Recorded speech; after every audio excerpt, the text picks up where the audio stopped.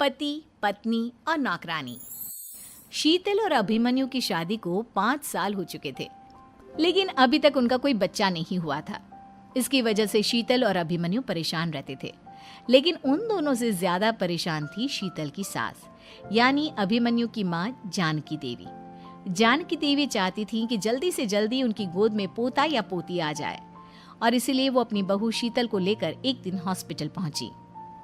Doctor madam, जरा ठीक से चेक करके बताइए ना। कई बड़े बड़े डॉक्टर को दिखाया है, लेकिन मेरी बहू माँ ही नहीं बन पाती। मैंने शीतल को बहुत अच्छे से चेकअप किया है। देखिए, बात यह है कि शीतल के अंदर माँ बनने की कैपेसिटी नहीं है।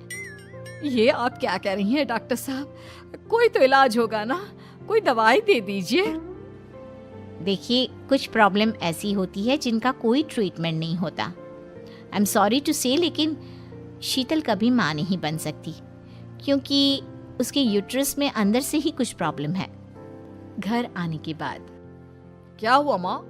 कहाँ लेकर गई थी आप शीतल को? अरे कहाँ लेकर जाती, डॉक्टर मैडम के पास ले गई थी, लेकिन तेरी बीवी तो कभी माँ बन ही नहीं सकती। मम्मी जी, इसमें मेरी क्या गलती? अगर अंदर से कोई प्रॉब्लम है तो उसमें मैं भी कुछ नहीं कर सकती। जानती हूँ, ये बात डॉक्टर के मुंह से सुन चुकी हूँ। अब दोबारा मेरे सामने इस बात का गाना मत गा। अरे माँ, परेशान होने की जरूरत नहीं है, हम सोचते हैं ना कुछ। अरे क्या सोचेगा तू? जब डॉक्टर कह चुका है कि तेरी बीवी माँ नहीं बन सकती, तो बता क्या सोचेगा तू? कहाँ से लाएगा बच्चा? माँ, ये तो मैं भी नहीं जानता। अभिमन्यु, क्यों ना हम अनाथ आश्रम से एक बच्चा गोद ले आए? क्या फर्क पड़ता है बच्चा हमारा हो या गोद लिया हुआ? हाय, बड़ी बातें बनाने वाली। क्या फर्क पड़ता है? अरे क्यों फर्क नहीं पड़ता? मुझे इस वंश को आगे बढ़ाने के लिए मेरे बेटे का खून चाहिए, किसी दूसरे का नहीं। लेकिन माँ, आप जानती हैं कि ये अब पॉसिबल नहीं है। मैं कुछ नहीं जानती। मैं किसी पराये की औलाद को इस घर में अपना पोता या पोती बन के बढ़ता हुआ नहीं देख सकती। मेरा वंश मेरे बेटे के खून से ही आगे बढ़ेगा। लेकिन मम्मी जी, ऐसा कैसे हो पाएगा? आप अच्छी तरह जानती है ना, मेरा और अभिमन्यु का बच्चा नहीं हो सकता। तो मैं अपने बेटे की दूसरी शादी करवाऊंगी, और अपनी दूसरी बीवी से ये मुझे बच्चा पैदा करके देगा। ये आप क्या कह रही हैं माँ? मैं किसी और से शादी नहीं करने वाला। मेरे रहते हुए आप अभिमन्यु की शादी किसी और से करवाएंगी? मम्मी जी, आप ऐसा कैसे कर सकती हैं? तू बस देखती जा बहू, मैं ऐसा कैसे कर सकती हूँ। कुछ दिनों के बाद, अभिमन्यु, मैंने तेरे लिए लड़की ढूंढ ली है।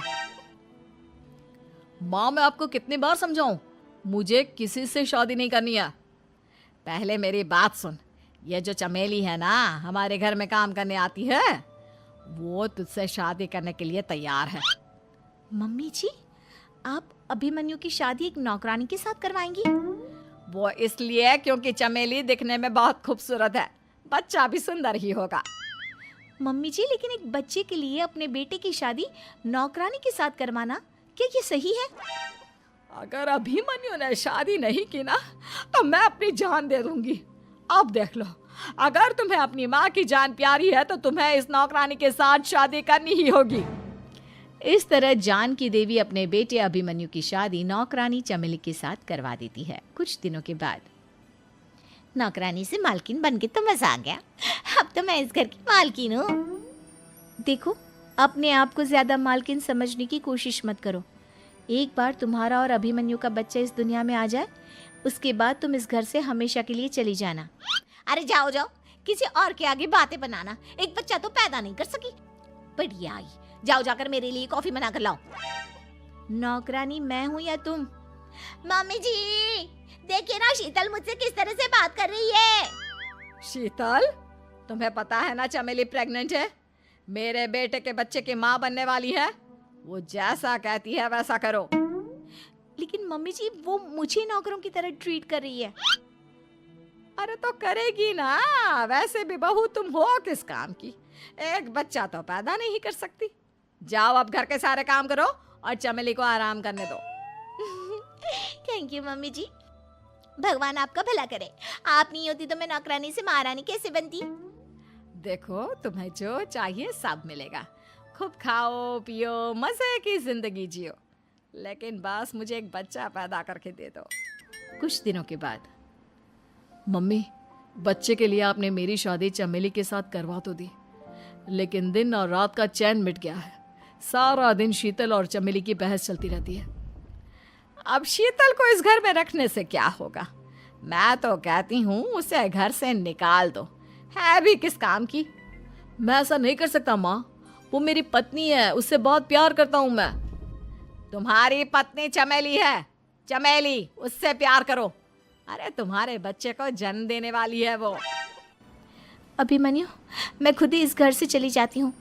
वैसे भी अपने ही घर में नौकरों की तरह रहकर परेशान हो चुकी हूँ। घर की नौकरानी मेरे ऊपर हुक्म चलाती है, वो तुम्हारी पत्नी बन चुकी है। अब मेरा इस घर में क्या काम? अभिमन्यु के बार बार रोकने पर भी शीतल उस घर से चली जाती है। कुछ दिनों के बाद चमेली एक बच्चे को जन्म देती है। भगवान ने मेरी सुन ली, मेरे बेटे का घर भर गया, उसका अपना बच्चा इस दुनिया में आ गया। मम्मी जी, बच्चे को हाथ लगाने से पहले मेरी एक शर्त तो सुन लो। तुम कहना क्या चाहती हो चमेली? आपकी मम्मी को बहुत शौक था ना अपने पोते को खिलाने का। अब देखो, इस दुनिया में हर चीज की कोई ना कोई कीमत तो होती है। तुम अपनी आधी प्रॉपर्टी मेरे नाम कर दो, बच्चा तुम्हारे नाम। अरे लेकिन मैंने अपने बेटे से तुम्हारी शादी करवाई है, अब ये सौदेबाजी कहाँ से आ गई? जो औरत अपनी बहू को घर से निकाल कर एक नौकरानी के साथ अपने बेटे की शादी करवा दे, वो तो सौदेबाजी कर ही सकती है ना। उसका कैसे भरोसा कर सकते हैं? मुझे बस आप लोगों की प्रॉपर्टी चाहिए, उसके बाद ही बच्चे को आप हाथ लगा सकते हैं। मैंने कहा था ना मम्मी, आप गलत कर रही हैं। देखिए, उसका नतीजा आपके सामने है। जब शीतल को पता चलता है कि अभिमन्यु और चमेली का बच्चा दुनिया में आ गया है, तो वो अपने घर पहुंचती है। अभिमन्यु, कहाँ है आपका बच्चा? क्या मैं उसे देख सकती हूँ? कुछ भी मत पूछो शीतल, माँ की हुई एक गलती हम लोगों पर भारी पड़ रही है। वो नौकरानी अपनी औकात पर आ गई है और अब हमसे अपनी आधी प्रॉपर्टी मांग रही है, वो भी बच्चे के बदले में। एक बात कहूँ अभिमन्यु, आप उसे कुछ भी देने से मना कर दो। अरे कैसी बात कर रही हो? मेरे बेटे की औलाद है उसके पास, ऐसे कैसे मना कर दे? मम्मी जी, वो अभिमन्यु का बच्चा नहीं है, वो चमेली और उसके बॉयफ्रेंड का बच्चा है। ये तुम क्या कह रही हो शीतल? ये देखिए वीडियो, चमेली और उसका बॉयफ्रेंड आपस में बातें कर रहे हैं कि उन दोनों ने मिलकर आपको बेवकूफ़ बनाया है और अब इस बच्चे के बदले आपसे प्रॉपर्टी भी हड़प लेंगे। हे भगवान, ये मुझसे क्या हो गया? ना तो बच्चा मिला और अपने बेटे की नौकरानी के साथ शादी करवा दी सो अलग। अब क्या होगा? मुझे माफ़ कर दो शीतल, मेरी वजह से तुम्हें बहुत तकलीफ हुई है। अभिमन्यु, मैंने कहा ना, उस नौकरानी को उसके बच्चे सहित इस घर से बाहर निकाल दो। लगता है मेरे अभिमन्यु का बाप बनने का सपना अधूरा ही रह जाएगा। अभिमन्यु, अपनी मम्मी से कहो कि परेशान ना हो। आपको याद है एक बार हम एक IVF सेंटर गए थे, मैंने फिर से वहाँ जाकर बात की थी और आपको पता है इस बार मैं प्रेग्नेंट हूँ, क्योंकि हमने वहाँ पर प्रोसीजर करवाया था जिसकी वजह से मैं प्रेग्नेंट हो गई थी और इस बात का पता मुझे बस कुछ महीने पहले ही लगा है। हमारा बच्चा इस दुनिया में आने वाला है अभिमन्यु। मुझे माफ कर दो शीतल बहू, मुझसे बहुत बड़ी गलती हो गई। कोई बात नहीं माँ, लेकिन अब हमें उस धोखेबाज नौकरानी को इस घर से बाहर निकालना है और इस घर की मालकिन को वापस घर लाना है, वो भी अपने बच्चे के साथ।